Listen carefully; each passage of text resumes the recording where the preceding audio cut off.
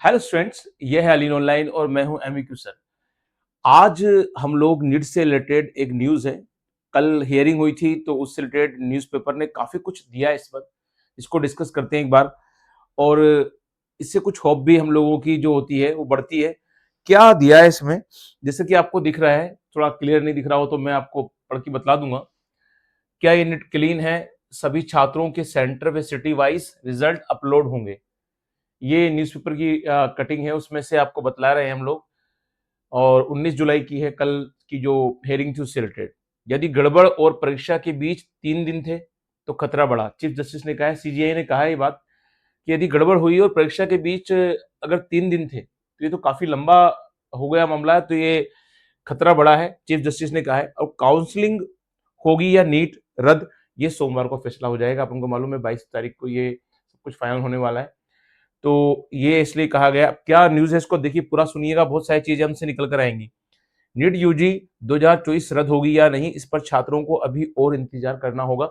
गुरुवार को supreme court ने एनटीए को निर्देश दिए हैं कि नीट यूजी 2024 में शामिल सभी छात्रों को शहर और केंद्रवार नतीजा शनिवार दोपहर 12 बजे तक ऑनलाइन अपलोड कर दिया जाए। ठीक है, यानी जितने भी स्टूडेंट थे उनके एग्जाम सेंटर कौन से थे, और जो सेंटर जो था, एग्जाम सेंटर जो सिटी और शहर, जो सिटी और जो सेंटर था, वो दोनों को क्या करना है, अपलोड करना है हर स्टूडेंट्स का। हालांकि ये ध्यान रखा जाए कि छात्रों की पहचान सामने ना आए, इस बात को सीजीआई ने कहा है। किस सेंटर पर कैसे नतीजे रहे, ये बात सार्वजनिक होना चाहिए। अदालत सोमवार को इस मामले पर सुनवाई जारी रखेगी।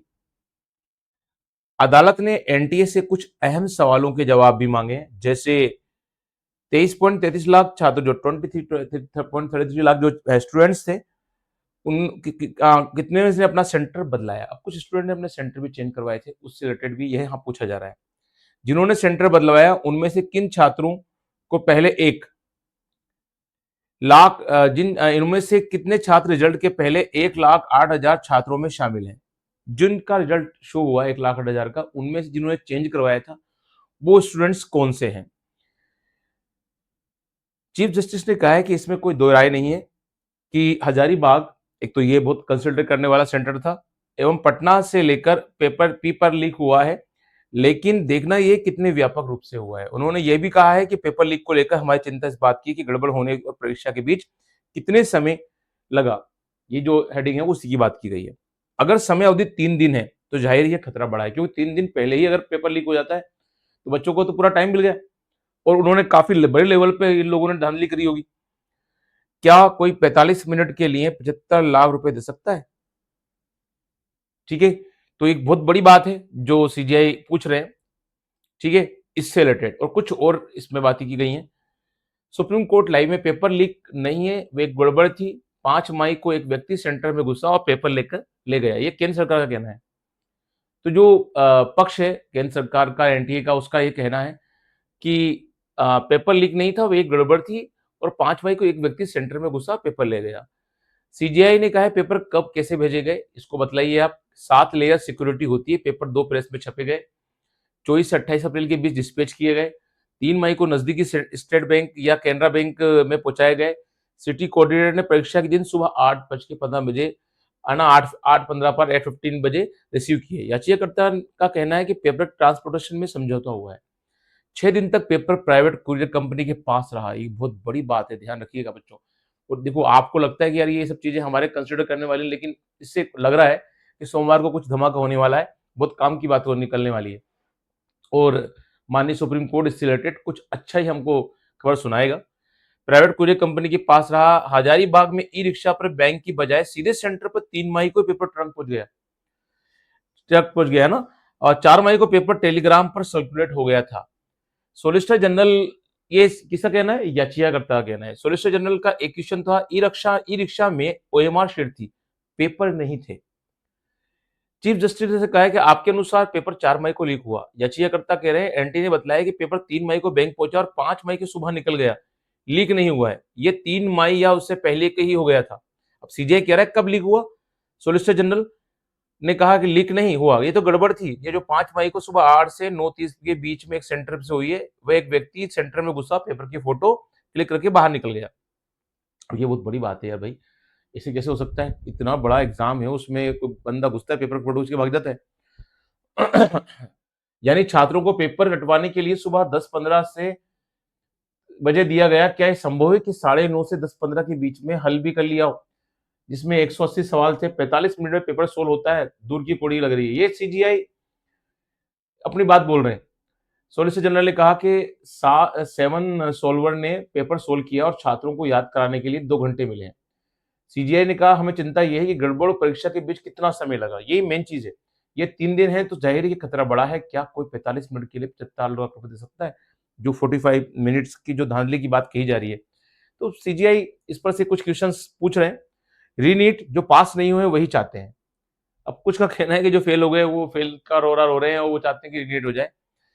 सरकारी और प्राइवेट मेडिकल कॉलेज में कितनी सीटें हैं? याचिकाकर्ता 26,000 56,000 52,000 कुल 1,08,000 है। यानी सरकारी की 56 और प्राइवेट की 52,000 है। यानी 1,00,000 जो है कुल 1,08,000 सीटें हैं। यानी 1,00,000 रीनीट नहीं चाहते, ठीक है, बल्कि 22 लाख चाहते हैं क्योंकि वंचित रह गए। ठीक है, ये एक याचिकाकर्ता की बात को ये यहाँ पर कोट किया गया है। सॉलिसिटर जनरल का इसमें कहना है कि 131 उम्मीदवार रीनीट चाहते हैं और 254 रीनीट के खिलाफ हैं जिन्होंने याचिका लगाई है। ये उसकी पर्टिकुलर बात की जा रही है बच्चों।